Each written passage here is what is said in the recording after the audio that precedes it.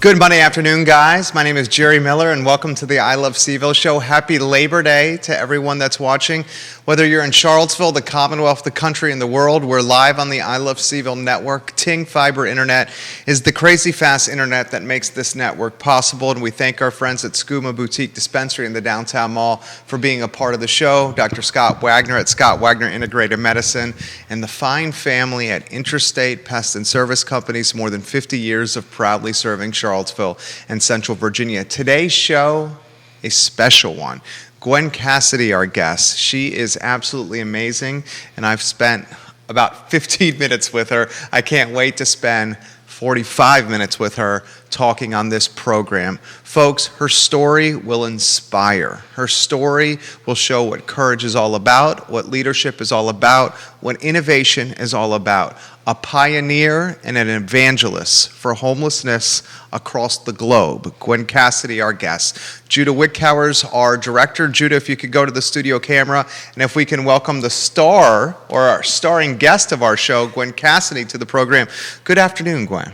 Jerry, thank you so much, and thank you so much for having me. Judah, thank you so much also for being the wizard behind the scenes. He is the wizard, Judah Wickhauer. So Gwen, the show is yours. Introduce yourself to everybody. Okay, my name is Gwen Cassady, and I am originally from a small town called Zionsville in the heartland of America, Indiana. Okay. And I matriculated first to Charlottesville in 1993, where I obtained my economics degree.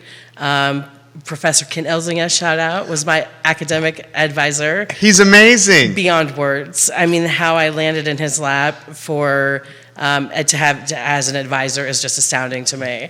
What was even more amazing was my fourth year thesis to be able to graduate was on Sharia banking. I wrote the business plan for the Bank of Islam to expand into Western financial markets in June of 1996. And he had to sign off on my paper. And you know how Christian he is. So that it was, I'll never forget receiving the paper back, and in the margins, he wrote like fascinating information, like this is so fascinating, and it is. But yeah, so I essentially graduated from UVA. I wanted originally to pursue selling emerging market equities, concentrating in the Asian tiger giants back in the late 90s. I interviewed with all the bulge bracket firms. I decided I really wanted to pursue acting, and in my early 20s, that seemed like the right thing to do instead of becoming an investment banker or a trader on Wall Street. It didn't appeal to me after I worked in the financial services industry in Malaysia. And in any event, backtrack to UVA. It's such an idyllic place in the 90s. The dollar was the strongest it ever was. We also had a balanced budget, and the dot-com information superhighway was born. So I think back in the 90s, UVA really, essentially, it was the best of times, and now it's the worst of times. And so instead of becoming an actor, as I wanted to be as a child and during my time at UVA, I ended up becoming a Hollywood nanny. And after working for the Hollywood family I worked for, I ended up moving back to the East Coast, where I pursued acting and writing in New York. And again, then I was a merchant banker and architect's nanny. So I just always saw myself caring for children. Starting at the age of 9, I was in our little town of Zionsville, the town babysitter. So after 9/11, I moved to North Carolina, where my agent suggested I would have better luck. I just seemed to always bomb every audition I went on. And I'll never forget, I had a Law & Order audition, and Gail Keller, the casting director at the time of Law & Order, said, all you should do is show up. I just want you to get your green card, your SAG card, and be able to act full time. And I bombed the audition, and so I realized then that I probably was not cut out to be an actor, even though I have to just do a little plug right now. I'm currently in a show at Live Arts, so please, everybody, Thursday, Friday, Saturday, and Sunday, come out to view the Live Arts programming. And then after 9/11, like I said, I moved to North Carolina and ended up creating a small little babysitting service for all the islands from Brunswick County all the way up to Wilmington and a little bit north of that. And then we procured the United States Army as a client Wow. in our second year. And, before I was just scrambling with trying to find childcare providers for regular families. Like, we had a couple corporate clients, Verizon, Merrill Lynch, A.G. Edwards. And then we procured the United States Army Special Ops. The business just shifted and changed gears dramatically. We ended up only keeping Verizon and the Army as clients for the remainder of my time managing the service. In 2009, I got a phone call from a recruiter looking for a young lady who could take care of a Muslim family. And it's so embarrassing, but I really did not have a diverse source of contractors. I really only had, I hate to say it, but just your all vanilla, all American young lady as a child care provider. So it really opened up my eyes on how I needed to diversify. But more importantly, I didn't have anybody that had any experience with a Muslim family except for me. So I went to on a first class trip to DC, and had no idea who the family was. And then later in the afternoon, I overheard one of the staff members say, Prince Mohammed. And that's when I realized. It was Prince Mohammed? Put two and two together, and it was late King Abdullah and late Crown Prince Naif's children. So I was the governess for King Abdullah and Crown Prince Naif's grandchildren, and lived on a royal compound. At that time, the Army wanted me to take over all of California and Florida. At that time in our programming, we essentially had all of Virginia, North Carolina, South Carolina. Whenever any of the troops would get back from Iraq or Afghanistan, then we would supply all of these daycare centers, like these mass daycare centers in hotels, serving up to 150 children. Wow. So it was definitely a time period in my life. I didn't sleep for those 10 years. Because it was a 24/7 service as well, especially for Verizon. If they had a executive that had to have a meeting at 6 a.m. and their child was sick, we would have somebody in the door by 5:30. So for that 10-year period, I did not sleep much. But in any event, back to the Army, they also at that time, we had to turn in an Army family for abuse. My own childhood abuse had not yet surfaced. And so it was very interesting what was happening with me personally, and with the fact that the Army did not want me to report it, which ethically I'm not going to do, and legally I can't do. So I reported it to the authorities and whatnot, and they still wanted me. And in the end game, the main chaplain who was responsible for the Family Bonds program said that was kind of their icing on the cake, was that I had that level of ethics and would not turn somebody on. So I had to decline expanding into all of Florida and taking over all of California. And that was for the entire Army, not just special ops at that point. A, I would have never have slept, but B, at that scale, it is inevitable that a child would be abused under my reign. And obviously, I'm not doing the abuse, but I would still ultimately be responsible if something were to happen to another child. So I declined. And then the Saudis were going back to Saudi. We had, my grandfather passed away. It was the first time in 20 years that the entire family had been together since my two cousins decided to prostitute my 14-year-old unconscious body to the graduating class of the Citadel on July 7th, 1989, when I was 14. Wow. Yeah, and that memory had not surfaced either. Luckily, after the age of 40, I had the #1 EMDR specialist in the state of Virginia, and she was finally able to help me uncover all of the necessary memories.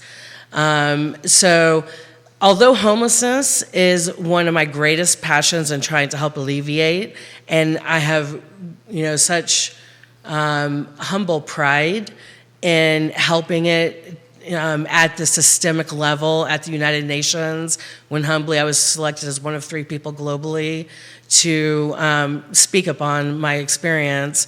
to help shape new global policy. That obviously was rewarding beyond words. But I've determined that my true life passion is going to be to help change child trafficking and sexual assault and abuse at the systemic level as well. So I actually worked with Delegate Delaney 2 weeks ago. It's so exciting to me. I cried in our meeting just because it is starting to finally happen and things are starting to finally come to fruition. But we're basically getting ready to initiate a new law for the state of Virginia to help eradicate child sex trafficking at the systemic level. My mother began prostituting me at the age of 4 for better purses and better shoes. Our town of Zionsville had the only Bentley Rolls-Royce dealership in the Midwest, so it attracted that beyond evil rich white man psychopathology. My mother needed better purses and better shoes, and she has her own psychopathology.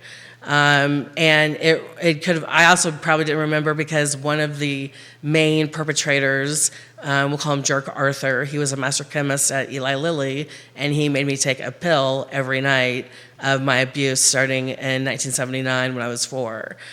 And so really my passion and my true calling in life is to help eliminate child sex trafficking at the systemic level by initiating new policy, both statewide, with the help of Delegate Delaney. I would like to just shout out to Senator Creedy and Sally Hudson, Delegate Hudson, and pointing me in the right direction and doing the homework as well.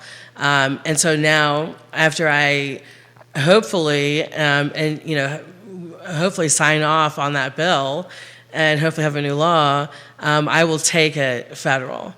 And I will not stop, and I will not stop until there is a new federal law where the victims can go after their perpetrators all assets in perpetuity. So a victim can go after that perpetrator's Social Security, their pensions, anything, any real assets in the future. So me as a 4-year-old in 1979, or me as a 14-year-old with a math high school teacher, my geometry teacher, also taking advantage of me, I can go after those assets, their assets 20, 30, 40 years later. And now the law is? There is no law. There are obviously laws for child trafficking, but most of the laws that I have found are for supporting women who have been subjected to having to prostitute themselves in order to meet their pimps' desires and wishes. Those women are not tried on the crimes that they commit.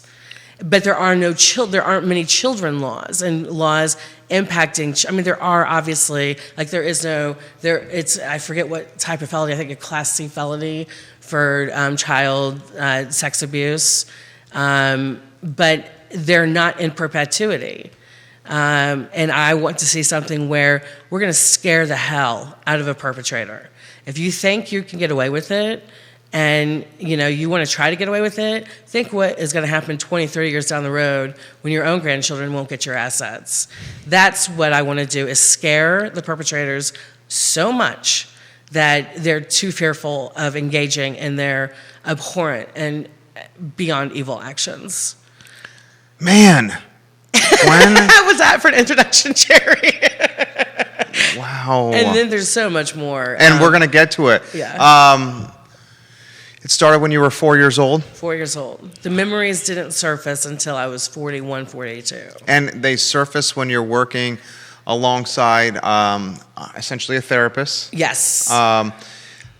When you start uncovering these memories, walk me through the flip book of what was transpiring. Okay, this is what happened first. It was, I was 41 years old. It was 2015. And I reconnected with my father for the first time in like 6, 7, 8 years. It was a long period of time. And I was forced to see an uncle and have Thanksgiving dinner with a bad uncle who did absolutely horrific things to me as a child. And that's when the memory started triggering. Let me backtrack a little bit. About 34 years old, 2009, was when I started having the memories and the flashbacks at my grandfather's funeral, because it was the first time in 20 years that our entire family had been together. And those two bad cousins, one of them is local and is a manager at Lowe's in Lynchburg, and it's like, those are the kind of people that should not be in the position they're in. And it's almost like, an entity of that caliber, Lowe's Hardware, supporting, sex trafficking of a minor. So I kind of want, you know what I mean? Like, I want it to just reach at every level. But back to answering your question about the memory surfacing, that's when the memory started surfacing. It was just this huge rush of emotion. And like one of those cousins said, "Oh, you want to hold my penis?" as he was walking into the bathroom with my dead grandfather in the church upstairs. And then it was just one thing after another. And then I just got in my car and drove out west as soon as the dirt hit the coffin. And my estranged family took it upon themselves to go to my home in North Carolina in Wilmington. And they called my realtor. I had the house on the market. I was planning on coming back to grad school anyway. And she let them in the home. They stole everything down to the toilet paper. I was operating the child care service still, so we had all of our bins. I had 2 retail stores, so I had over $200,000 worth of inventory and merchandise. One of my 4 siblings ended up taking all my merchandise, starting her own boutique in the Outer Banks. And that's how I ended up homeless for as many years as I did, because I was trying to save up money to pay my attorney to get my life back. So I ended up renting an office on the downtown mall and utilized that as my apartment, and then rented another office when they found out and evicted me. And the very lovely gentleman who we both know was astounding, and knowing that I was living out of the office but letting it slide. And I would shower at the Haven. Shout out to the Haven, who changed my life. Amazing. Beyond amazing. Yeah. I mean, they're also really trying to fight it at the systemic level. And then I would eat at the beloved Salvation Army that kept my belly full, and the Haven kept me showered when I showered. And I did my laundry, collected my mail. So it really was the best place to be homeless, and the best community to be homeless in, quite frankly. You have a lot of folks watching here. We'll acknowledge some of the viewers. Some folks are watching in Indiana. Robin Page says, "So cool to see you here." Leah Imhoff watching the program here. Yes. Folks in North Carolina watching the show. Welcome to the program, Debbie Brewer. Welcome to the program, Brenda Newton. 5 states watching the program as we speak. Bill McKenzie, hello. Shout out to Robin Page. She was who helped me one of the most out of anybody in New York City. Even though I still had my office here, I was going up to New York to interview for more. I've been an ultra high net worth nanny for years on and off. So she was just a godsend in letting me stay with her. And, I helped her out a little bit, but she helped me out more than she would ever know. And Miss Leah is one of the most amazing people I will ever know. She's kept my belly fed. Do you, Elisa Nike, watching the program, do you keep in touch with your mom? Is she still alive today? She is still living, and I hope that she lives until my book is finished and my screenplay is finished. And it's obviously the most difficult relationship I will ever have. And people are like, "How can you say that about your mom?" I'm like, how can a mom prostitute their child for better purses and shoes? And I know it was stemming from her mother being Governor Stanley's private secretary back in the 50s here in Virginia, and she couldn't live up to that. And she made poor choices with me. My other sisters did not have the same outcome. And your father? My father was the #1 cocaine dealer in the state of Indiana in the 80s, 90s, up until 2005, when he was arrested on 3 65-year sentences. In the 80s, it was paid off up to Governor Evan Bayh's office. In 1997, I met the Supreme Court Supreme Court appellate judge for the entire state of Indiana, John Baker, and another Supreme Court judge, Ezra Friedlander, in my father's dining room. right after I graduated from UVA. And by that time, I learned about my father being the number one dealer the Christmas I was home for my fourth year at UVA. I met a gentleman who said he was brought in the late 80s for drug trafficking, and the DEA sat him down and handed him a couple pages and said, if you help us arrest any of the people on this list, we'll reduce your charges. But if you help us bust this man at the top of the list, we'll drop all charges. And I looked at him and he said, Gwen, your father's name was the one at the top of the list. And I said, what did you do? And he said, I looked at the DEA and said, I'll go to prison because that's an automatic death sentence. So my father was gone. He was non-existent. He had led a double life. He had another home in Indianapolis with his mistress. And which leads me back to being 14 years old. He started bringing me on his cocaine runs to this artsy part of Broad Ripple in Indianapolis. It's like where all the bars are. While in 8th grade, while my friends were home studying for our tests and quizzes and doing homework, I was off at the bars in Broad Ripple with my father so he could do his cocaine runs. Elisa Nike is watching in Zionsville, Indiana. Is she? Who is Elisa? She says, Liz, yes! Elisa Hoover. Yes, She yes, says, yes. I knew Gwen growing up. She's an absolutely beautiful person. If you have comments that you'd like Gwen to hear, please put them in the feed. We'll acknowledge Grace Ayars Fizel, Yes! who's watching the show, JT Gherkin, who's watching the program as we from speak. LA. You have 7 states watching you here on the I Love CVille show. Your story is the foundation for not only a screenplay, 3 of but them. we're talking like 3 movies. We're talking a Netflix series with multiple seasons. Thank you. We're talking a book here.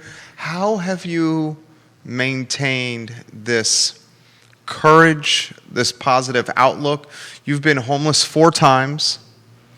Your mom, your words, was prostituting you at 4 years old. And more. The worst one was, they're all bad. I mean, but the ages of 4, 6, 8, 9, those are the times that I try to erase and forget about. Like, it's one thing for you to be prostituted as a child, and it's one thing for you to endure that. When you're forced to do other things to other people, it's a whole different story. The reason why I'm so connected to homelessness, everyone thinks it's because I was homeless. It has nothing to do with my being homeless. It has everything to do with what I was forced to do to innocent homeless people as a 4-year-old, a 6-year-old, an 8-year-old, and a 9-year-old. Wheeler Mission in Indianapolis is one of the largest homeless shelters in America. And I've even reached out to the FBI and they just laugh in my face. Probably because my dad was friends with the director of the FBI in Indiana also, who used to frequent my father's home. And I forgot your question, Jerry, I'm sorry. Well, how do you maintain Normalcy. I have a ton of incredible people in my life. I have been so blessed to have had my mom, Danner, the woman who practically raised me, and more importantly, my Papa Fenn. If it wasn't for my Papa Fenn, I really don't want to think about where I would be right now, because he was able to instill in me not only ethics and morality, which I haven't always had morality, I haven't always had this ethical compass, but he was able to instill in me that unconditional love that I didn't get from anybody else. And I know that, like, my father has also, he has loved me unconditionally, but it's a unique situation given everything he has done. And it just sort of those blinders that I have to keep on. I have it so much better than so many people on the planet. I've been extraordinarily blessed to have traveled to over 63 countries and all 7 continents. Wow. And to have really seen what is happening and to revisit some of these same places to really, truly understand climate change. And what keeps me going is always fighting for that underdog. And I will always fight for that underdog, no matter what happens. Robin Page has amazing things to say for you and the show. If you'd like to relay some perspective to Gwen, please put them in the comment sections anywhere you're watching. We now have 11 states hearing your story on this network, the positive of social media when used for the good. The cousins, the bad cousins. Yes. Do you encounter them anymore? One of them still lives in Crozet, and I'll never forget, after the Citadel revived me, one of the cadets revived me because they raped me to my death. He came to the condo where my body was being passed around between a couple of men in their 20s, and one of his friends came in the room and was like, Lee, what are you doing? This is your cousin. She's only 14. And he literally just said, we don't give a shit. It's just, sorry. You can say that. Sure. We don't give a shit. It's just Gwen. And to this day, they deny everything. The other cousin, Kirk, was the one who did very bad things himself in front of the Citadel because they were like, oh, this is your cousin? And whatever. I'm not going to go into gory details here. But deplorable, disgusting. When I was resuscitated on the side of the pool near the Atlantic Shores hotels across the street from the Atlantic Shores Hotel that they rented out, when I was resuscitated and revived, my cousin Kirk was literally screaming, "You call yourself a Gale? Look at yourself! Look at yourself! Put your clothes back on!" And there was an EMT that showed up. There was one female out of over 100, 200 men. I don't know how many graduates there were. I don't know how many were involved. All I know is being able to go back in your memory to those places can be frightening and terrifying. And so if there is anybody watching, make sure you do it with a guided hand and support of a therapist you truly trust and with all of your soul.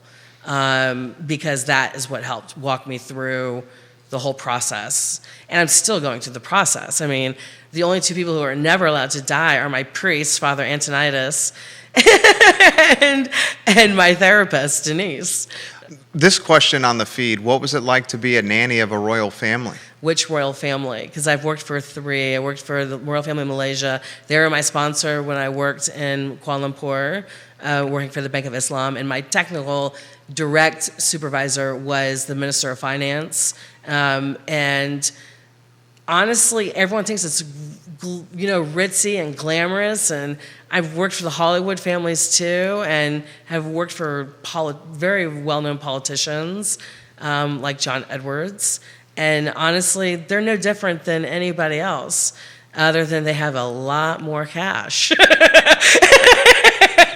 And I mean, you're changing poopy diapers and wiping snotty noses, just like you would any other family. And I think that's why a lot of the families have wanted me to work for them, is because I treat their children just like I would treat any other child.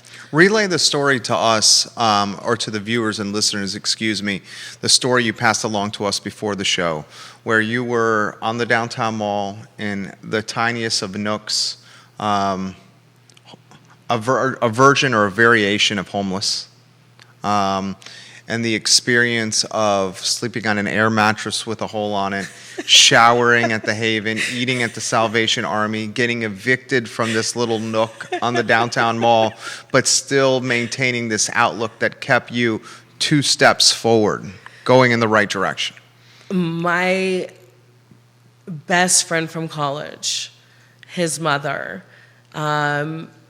really pointed me towards Christ, and I don't want this to be like a whole, preaching moment or anything, but I did end up becoming baptized at the age of 44, and it was just sort of I remember every night I'd go to sleep, I'd pump up my air mattress, this little twin air mattress, because no other size would fit in the space. And next morning I would wake up on the hard floor every night or every morning because there was a hole in the air mattress. And, just like saving those pennies and scraping those pennies to give them all to some dirtbag attorney in Wilmington, North Carolina. Did he have any tangible production from the payment that you offered him?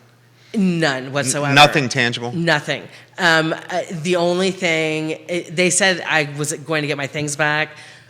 My dear friend, who I've known for 30 years from UVA days, he went with me, and this was right after the Floyd incident. It was the very first massive St. Louis, Missouri, back in, honestly, I can't even remember, 2014, 2015, like the very first mass uprising. And my friend Malcolm was like, Gwen, I don't feel comfortable going into Kings Mill. She lives in one of those gated communities in Williamsburg. My mom does. And so I get back to my place in Charlottesville, and by this time I had a home to live out of, and I start opening up all these bins, and it's just all crap, and which symbolizes my mother. She's a hoarder, so basically her house, her 4-bedroom house in ritzy gated Kings Mill, is chock full of dozens of innocent boys and their childhoods being raped from them. I was always the bait. And we had a certain routine every day. And I finally was able to go back and recover a lot of these, future friends of mine from high school. But yeah, just maintaining that endurance and maintaining that focus, and going back to graduate school was by far the best thing I could have done. And wanting to be a teacher, which I still am, and I love teaching more than anything. You teach today? I didn't teach today, but I've taught 60 days consecutively up until last week. Every morning I wake up at 3:50, and I teach Chinese students English as a second language. Wow. They are my joy. They're so adorable. I did also teach in the lowest performing school in all of southeastern Virginia in Petersburg called Peabody Middle School.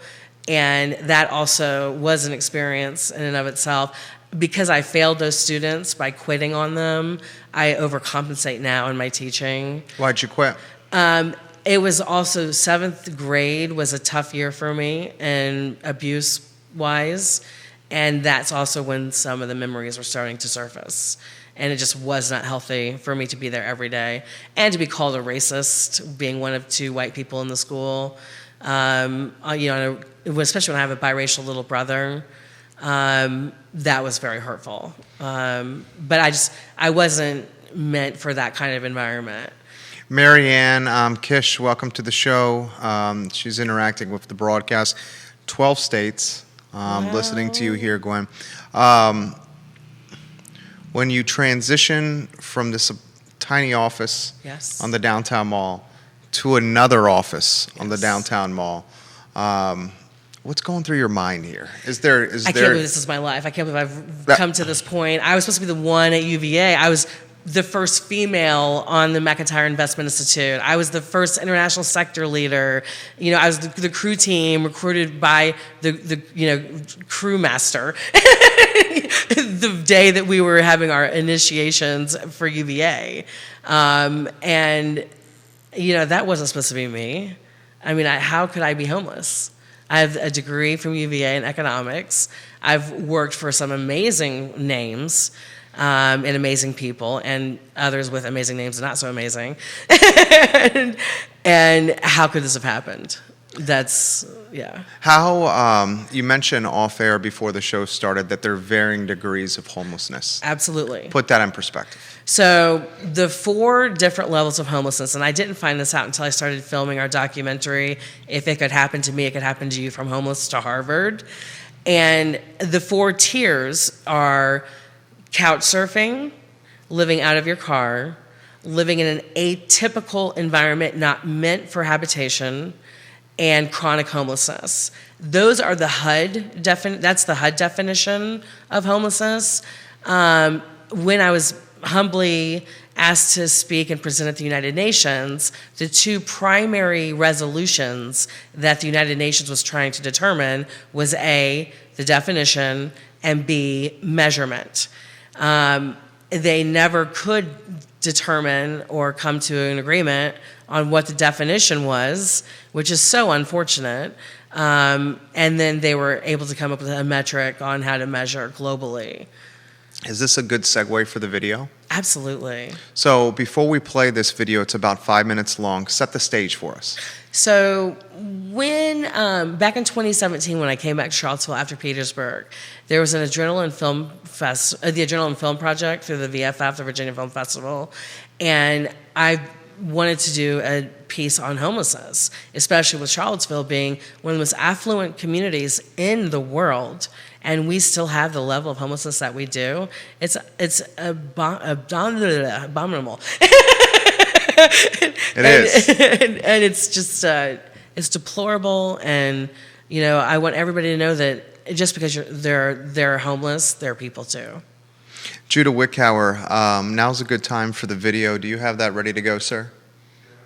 Okay, why don't we play the video in 3? And this video played in front of the United Nations. This video was featured at the United Nations on a panel. I just have to say this, okay? Josh Littlejohn, he is the person who came up with the Big Sleep Out, if you've heard of the Big Sleep Out. I have. He was sitting where you are and on this panel. And then the other big thing that was just beyond tremendous to me, Dame Louise Casey is probably one of the top 3 people in the world in terms of her knowledge and activism for what they're called rough sleepers in the UK. And she dedicated her Valentine's Day poem to me in the main forum in front of everybody. Yeah. And then we also had His Excellency, I'm going to forget his name, I don't remember his name, he's from Finland, he's the United Nations ambassador, sat right next to me. I mean, like all these amazing global leaders in the area of homelessness, just being around them and that energy was phenomenal. Heather Reed, welcome to the program from Southport, Indiana. 13 states on the show. Judah, let's see that video if you could, please, in 3, in 2, in 1.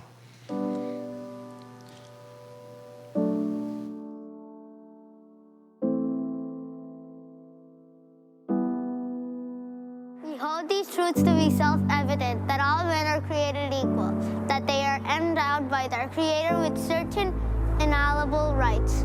Among these are life, liberty, and the pursuit of happiness, that to secure these rights, governments are instituted among men. We solely publish and declare that these qualities are and of right out to be free and independent states, and for the support of this declaration, with the firm of reliance on the protection of divine providence, we multi-pledge our lives for our fortunes and our sacred honor. 4 years I've been home, sleeping out here, 20-degree weather, rain, everything. But I'll tell you what, right now, homeless right now, we don't stand a chance for nothing out here. We're poor, black, white, Mexican, Spanish, English, or national, what do we got? We ain't never gonna stand a chance. We're fighting for our rights.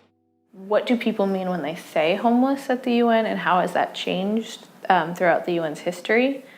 This is such a challenging issue because people who are homeless are eking out an existence at the intersection of many powerful forces: poverty, housing instability,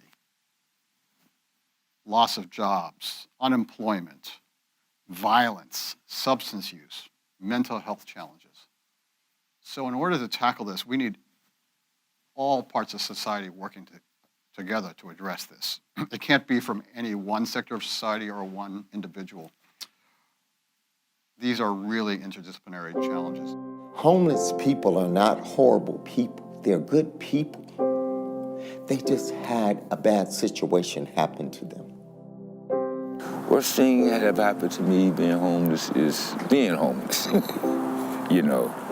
Not being, being responsible, getting locked up, for something stupid, stealing out of stores and stuff like that, and people not want to be around you, your family, your friends, and that's a hurting thing, The worst thing that happened to me is the streets, being in the streets, because you don't know when or where it would take you. These are our beautiful souls. These are human beings with hopes and dreams, and I think we just need people to realize that and to see that we're all in this together. I was up here just relaxing, sleeping on the wall over there. Some kids came by and they were arguing with each other and they started throwing rocks at each other. I got caught in the middle of it. So in retaliation, I threw a rock, but actually, it wasn't a good thing to be involved in. But it came back later that night and set me on fire. The first period of kind of mass homelessness was after the Civil War. So you had slaves that were being freed. You had the war veterans, some who came back to places that had been burned out. 1.6 billion people live with inadequate housing. Globally, 150 million people are currently experiencing homelessness. 586,000 people were homeless on any given night in the United States in 2019. In the birthplace of modern democracy, Charlottesville, Virginia, in 2013, there were 283 people who experienced homelessness. In 2018, there were 440 people who experienced homelessness. Me, I'm sleeping in public storage. You know, that's where I was sleeping at. And then I'm working next door to the U-Haul. I mean, you know, working next door to U-Haul makes some money. But at the same time, I had counseling. At the same time, homeless, counselor, and working, you know. So they sent me down here to UVA for my counseling, but then I end up sleeping outside. Oh, absolutely, and that's true. If it can happen to me, it can happen to you.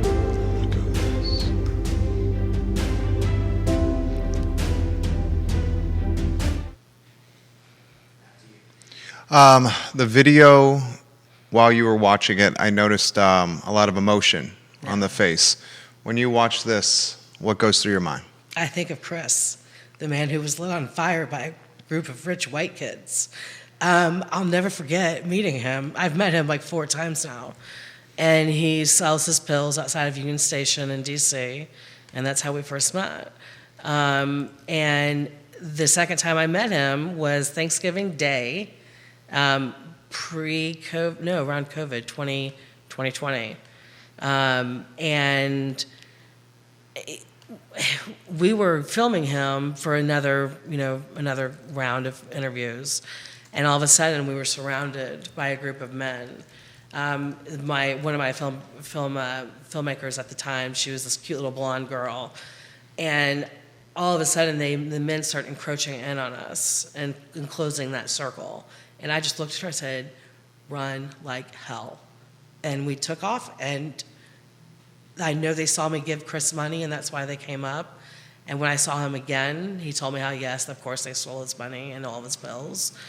And then, but what was most impactful was on my night before going up to New York, and of course, me being last minute, and trying to pack everything, going through my mail, I opened up a letter from Chris, and he had lost his second leg to gangrene. But on the flip side of that, he finally got housing. And it's just the most beautiful soul, all of them. Every currently homeless person that we interviewed has a unique story in and of their own. But there are certain people that touch you more than others. How do we fix this? I know that's not the best question here. We've highlighted homelessness before, and leaders in the space say the best way to solve homelessness is to put people in houses. How do we go about doing this? Well, my Harvard capstone is international.villas. So it's www.international.villas. For Charlottesville, I'm making it CVillevillas.com. And I want it to be the first net positive, off-grid, small home community for the currently homeless in the United States. There are other models that I'm modeling it after. The first one is in Detroit, where they have a rent-to-own model of tiny houses. There's a veterans community in Austin. I don't know if you're aware of what's happening in LA, but there's an entire city called Tent. It's like, I don't remember the exact name. Actually, I heard about this weekend. Yeah. Yeah, go ahead, please. But Tent City, and they have their own mayor. And then there's what I want to see happen in Charlottesville. There are Conestoga Homes based outside of Portland. And it's modeled after the Conestoga wagon during the gold rush, going from the east to the west. These are $2,500 to build. No plumbing, but what we've designed for the Harvard capstone with my incredible team at Managing Love, which is the nonprofit parent to what we do. I want to create this, and I am creating it. The first man ever commissioned by the Department of Energy to build the first net zero home in Tucson, John Wesley Miller, out in Arizona. He has agreed to be a mentor of sorts.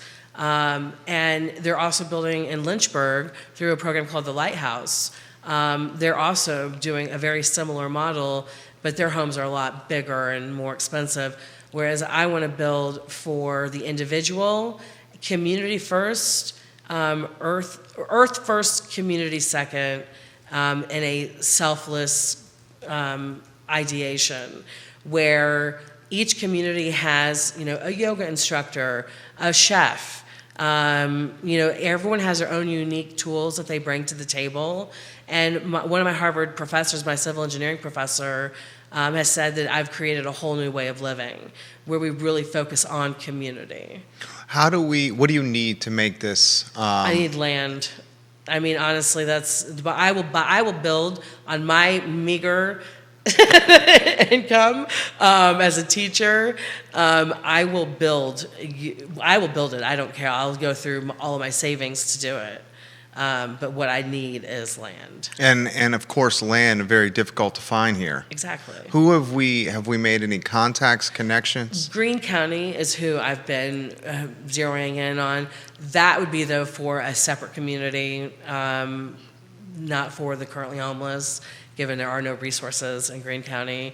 But here locally, it's going to need county commissioners, board of supervisors, which hopefully you will be on. Thank you. And, we need leaders that are in that arena who can say yes. Are you getting positive feedback? I'm such a perfectionist that I've wanted our designs and our renderings to be perfect before we bring them forward. Plus, I need more stats. The stats have changed, obviously, tremendously since 2018. And with COVID and everything else, and we've all seen what has happened, especially for those who are most disenfranchised, the currently homeless. From your standpoint, how has COVID impacted this marginalized community? I would have to say in the worst possible way. They're already the most downtrodden in our community. They're already the most ostracized in our community. And COVID certainly did not help. Like Dr. Howard Koh said, who was the 15th Assistant Secretary of Health, appointed by Obama. He's now at the Harvard Chan School of Public Health. And he said it perfectly when he said, the intersectionality between all of these major, impactful, life events. You can't dissect one. It's the whole pie. It's not just one piece of the pie, it's the whole pie. It's the mental health, it's the physical health. It's the affordable housing pandemic that we're living in. It's the other way also, the way to really eradicate and help change systems is obviously policy. We need more people fighting for the rights of the currently homeless. Does government, local government, Commonwealth government, federal, is this a priority? Not at all. And that's why nothing ever gets done. And why is that? Homeless don't vote, they don't pay taxes? I just think they're looked down upon by the majority of people, look down upon homeless people, blaming them.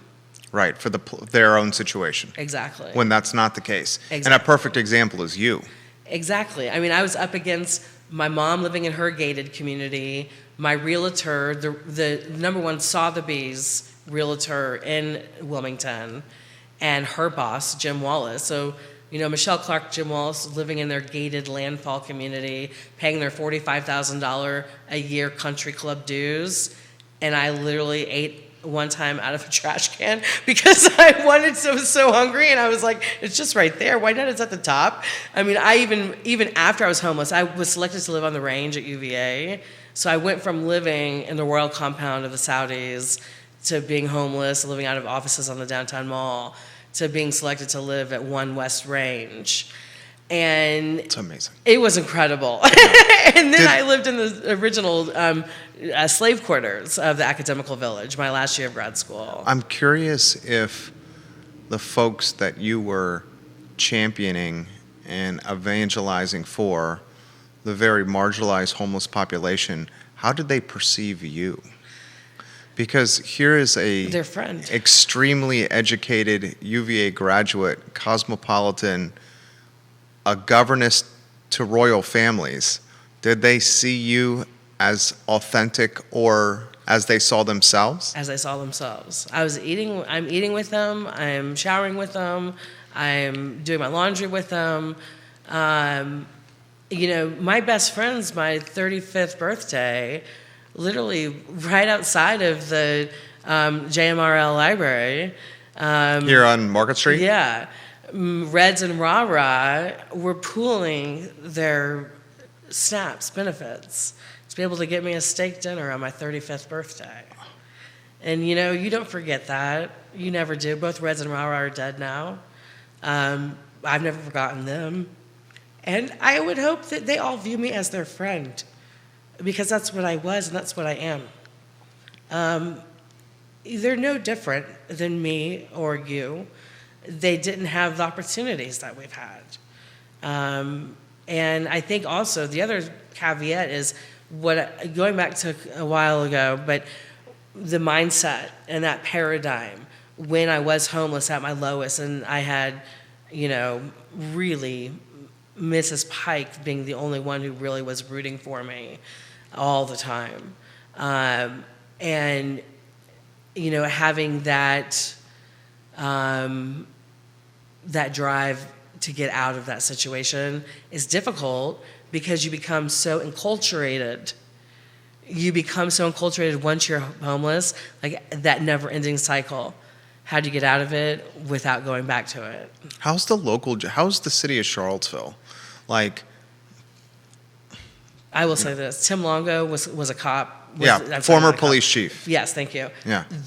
The most amazing cop I will ever know. Speak of Tim Longo. Okay, so former Chief Longo, when I was homeless and looking for when I was evicted from this office that I told you about, and I was looking for another office in the downtown mall, I answered a couple of ads and was looking around. I was sexually assaulted by one of the biggest dirtbags in this community. You know him. I'm never going to say his name because I appreciate his wife and never would do that to his children. But he sexually assaulted me in the most horrific way while showing me a building. And it triggered also, it was right when Yardley Love happened, and started triggering some of my own, you know, abuse that I endured. And I texted him at like 5:15 in the morning. He texted back within 8 minutes. Chief Longo? Chief Longo. And he connected me with Ronnie Roberts, who met with me the next day, and I mean, ready to prosecute, or ready to not prosecute, press charges. And I knew it would have been a he said, she said, and I was not I'm a homeless person. Who are they going to believe? Some rich, you know, son of a real estate tycoon in town, or this homeless person? So his brother was homeless, and I think he has a real affinity for Ronnie's or Chief Longo's. Chief Longo's brothers was homeless, and I think that's why he has such a deep affinity and willingness and wantingness to help those who are most downtrodden. Where do you go from here? You are in your early 40s? 46, thank you, 46. though. I'll take that anytime. 46. What would you like to see for the next 46 years? The next 46 years, I want to see new policy for eradicating child trafficking and child prostitution. Sex trafficking, I shouldn't say prostitution, but, and I took this past semester off from Harvard so I could finish editing our documentary, and so I could finish writing the trilogy, of course, neither of which got finished. But I've started 13 screenplays. The trilogy is called My Dearest Family, And actually, if people really want to know the nitty gritty, I'll go and put it out there. It's called mydearestfamily.com. And that was the family letter that I wrote to my entire family when my older sister asked me to write down abuse for her daughter's doctors. And I poured out everything that happened in my childhood. And that's when the rift. And the last time I saw my mom was right before that letter. And then when I wrote the letter, I was done. How can this community help you? And what does Charlottesville mean to you? Charlottesville to me, it's a love-hate relationship. And the reason why I say that, Jerry, is I will say this. When I first got to town and was technically a homeless person, I met with a doctor at UVA, and he told me if I ever had any mental well-being issues to never, ever go to UVA.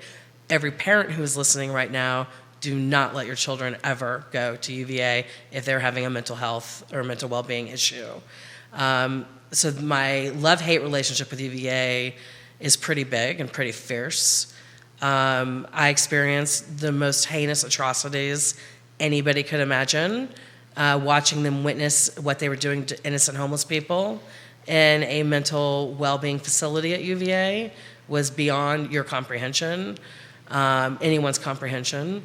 But I also, on the other hand, love Charlottesville with all my heart, just because this was a community that I grew up in as a teenager, going here as an undergrad, and then coming back for grad school. There are some amazing people in this town. I mean, really some incredible, incredible people. And then there are some real dirtbags and some real psychopaths. So what I would like to see happen is, first of all, moving forward with International Villas or CVilleVillas.com, and really, my game plan for that is like 2 to 3 years build out from start to finish. I need to meet a lot of people who will say yes. I know I'm up against a difficult road, or I'm on a difficult road. You know that in this town. And it is kind of an old white boys network, but on the other hand, I think it's very cosmopolitan, as you said earlier. We have more nonprofits per capita than anywhere besides New York City. I think it's a very forgiving community, but I think also there is a dark side to this community that I've seen no human being wants to see. Kathy Ersick, watching the program, these topics are something near my heart as well. Abuse happens in my places and all stages of life. In many places in all stages of life. It's more than sad. Thank you for bringing this to people's attention. You have many messages like this being posted on social media. We were going to go 30 to 45 minutes. We're now over an hour. That's a testament to you and your inspiring journey. I haven't even touched upon what we've done. I kind of wanted to plug a little bit. Please, let's do that as we wind down, please. Okay, so Love Mother Earth is one of the programs of Managing Love, and essentially that's to create festivals, festival programming. Humbly, I was selected as one of 7 people in the world by the Earth Day Network as a earth shaker for my activism. Should I scream? We have a fire department going by here, our building on Market Street. There we go. They just passed.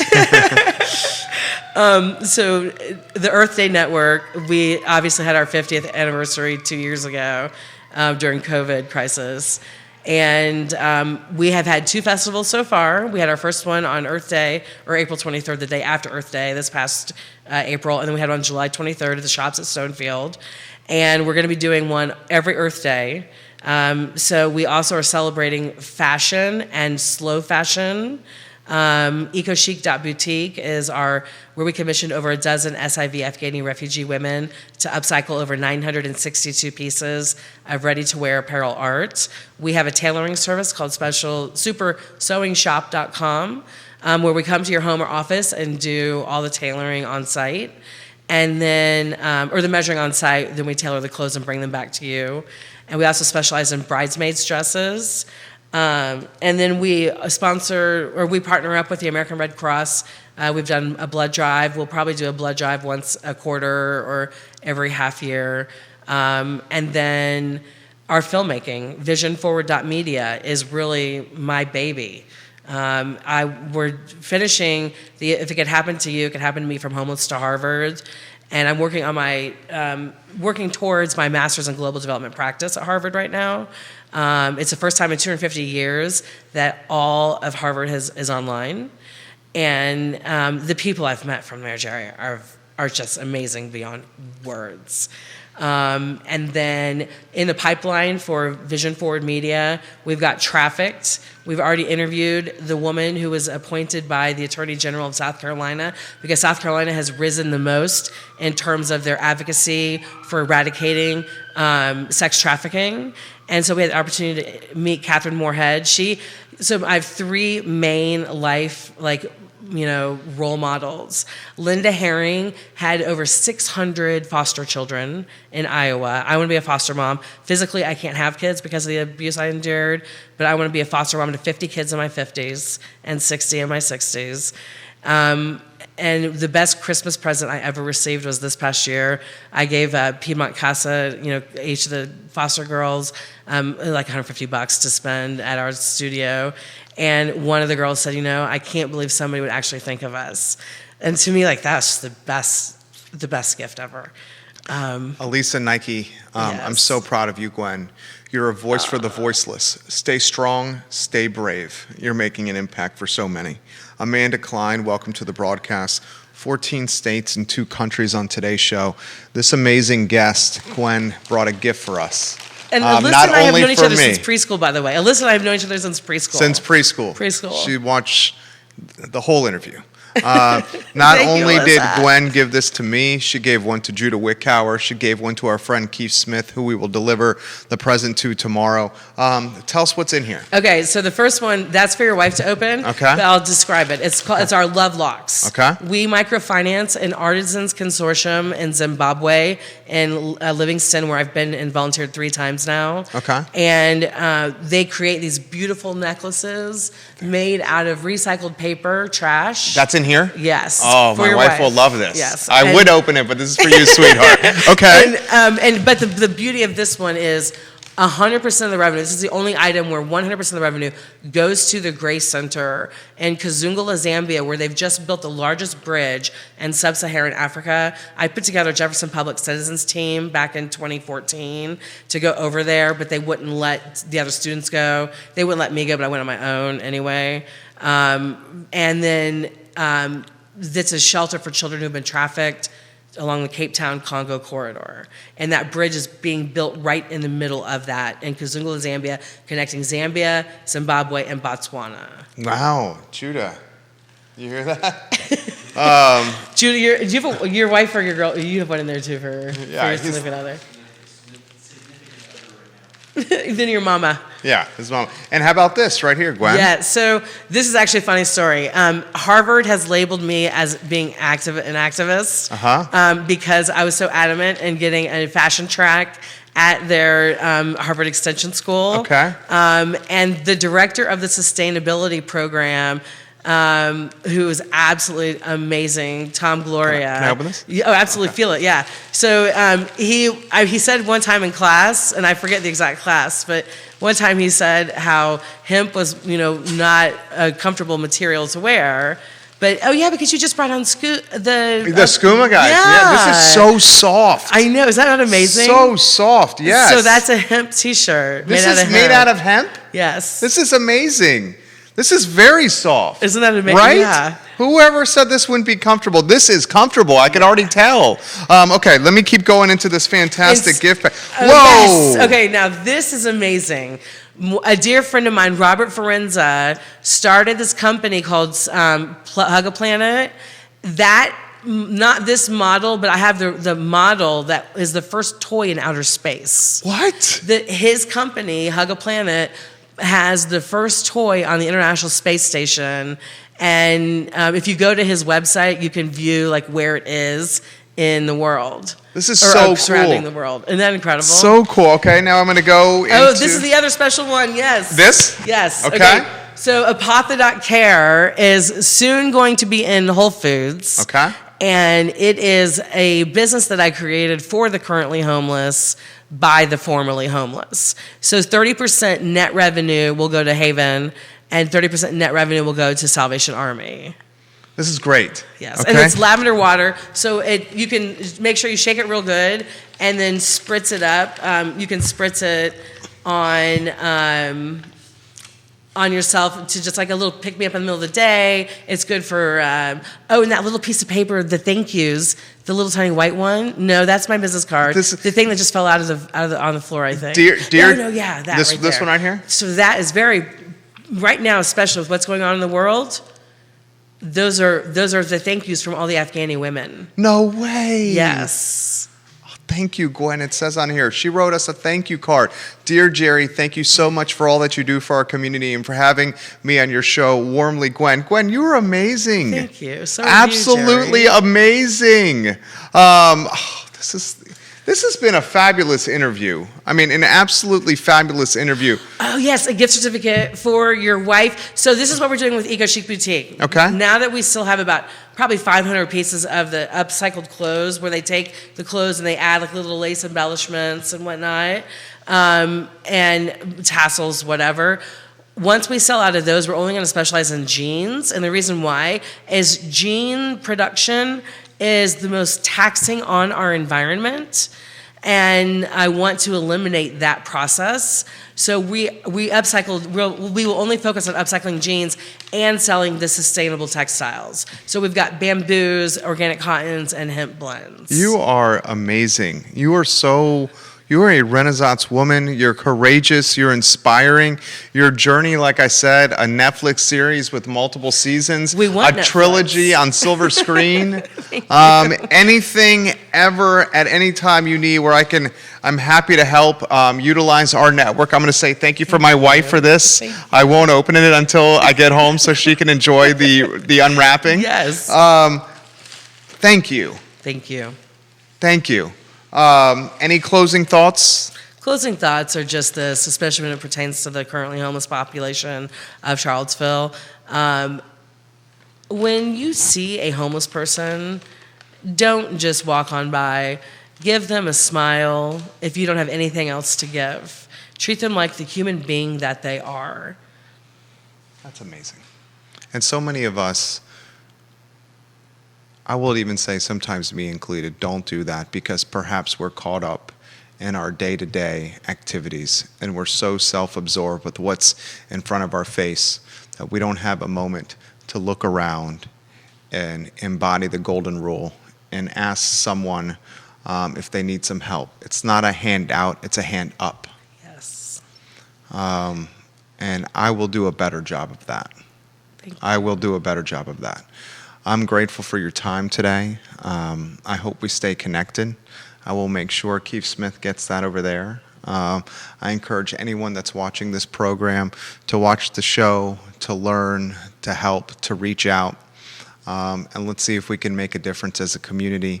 Gwen Cassady is certainly an inspiring individual. For Gwen, for Judah, my name is Jerry Miller, and this is the I Love CVille Show on a special Labor Day edition of it.